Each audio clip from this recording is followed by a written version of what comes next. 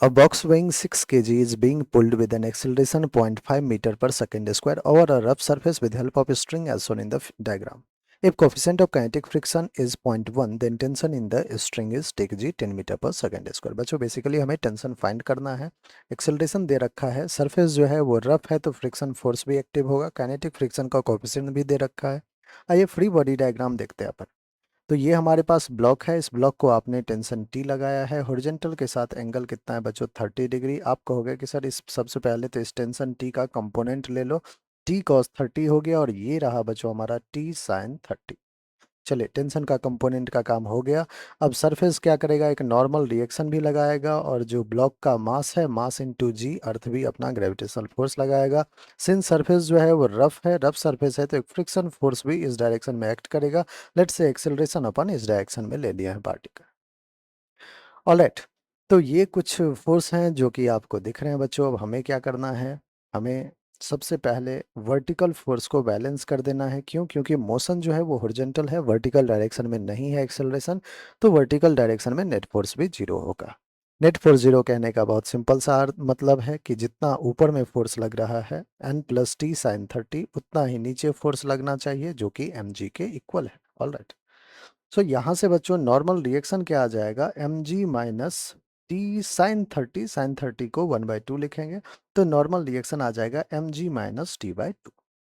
मास की वैल्यू चाहे तो रख ले, 6 into G that is 60 minus t/2, ये हमारा नॉर्मल रिएक्शन। इसको इक्वेशन 1 बना के रखे रहिए, अभी काम करेंगे। हॉरिजॉन्टल डायरेक्शन में अगर बात करें बच्चों, जिधर एक्सेलरेशन है उधर ही नेट फोर्स होना चाहिए, तो t cos 30 को पॉजिटिव लेना चाहिए बिल्कुल। क्या फ्रिक्शन फोर्स को माइनस लेना चाहिए? हाँ लेना होगा क्योंकि अपोजिट डायरेक्शन है। Is equals to mass m that is 6 into acceleration a की वैल्यू बच्चों 6 5 जा 30, 30/10 विल बी 3, सो RHS तो 3 हो गया। t into cos 30, cos 30 root 3/2 होता है, माइनस का फ्रिक्शन फोर्स हो जाएगा mu into N. Friction force पता है, काइनेटिक फ्रिक्शन है तो म्यू के इंटू एन कर लेते हैं। म्यू के की वैल्यू 0.1 भी दिया हुआ है, एन की वैल्यू आपने इक्वेशन 1 में फाइंड कर रखा है। चलिए बच्चों इसको सॉल्व किया जाए।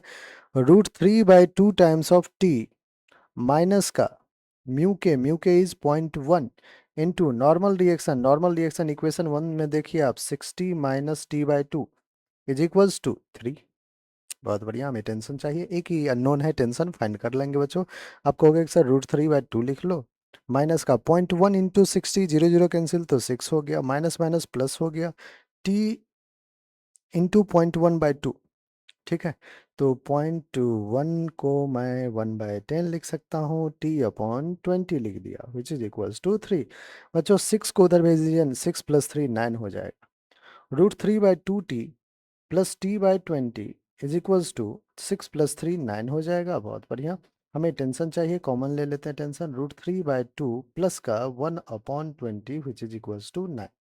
यहाँ से बच्चों टेंशन t इंटू रूट 3/2 जो आपने सॉल्व किया है वो आ रहा है 0.866, और बच्चों 1/20 को हम क्या लिख सकते हैं, 0.05 लिख सकते हैं विच इज इक्वल्स टू 9। ठीक है, टेंशन टी जो आ जाएगा वो आ जाएगा 9/0.916 विच विल बी अप्रोक्सीमेटली बच्चों आ रहा है 9।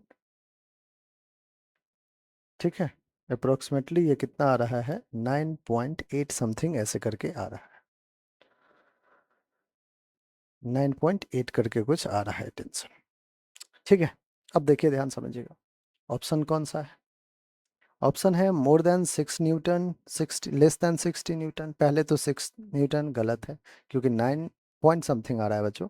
60 ये भी गलत, मोर देन 60 ये भी गलत, मोर देन 6 न्यूटन, 6 न्यूटन से ज़्यादा आ रहा है, और 60 न्यूटन से कम, दैट इज थर्ड अपना बिल्कुल करेक्ट आंसर है। ठीक है, 9 पॉइंट समथिंग आ रहा है, दैट मीन्स 6 न्यूटन से तो ऑफकोर्स ज़्यादा है, 60 से कम है, तो थर्ड आपका बिल्कुल करेक्ट आंसर होगा। ऑलराइट।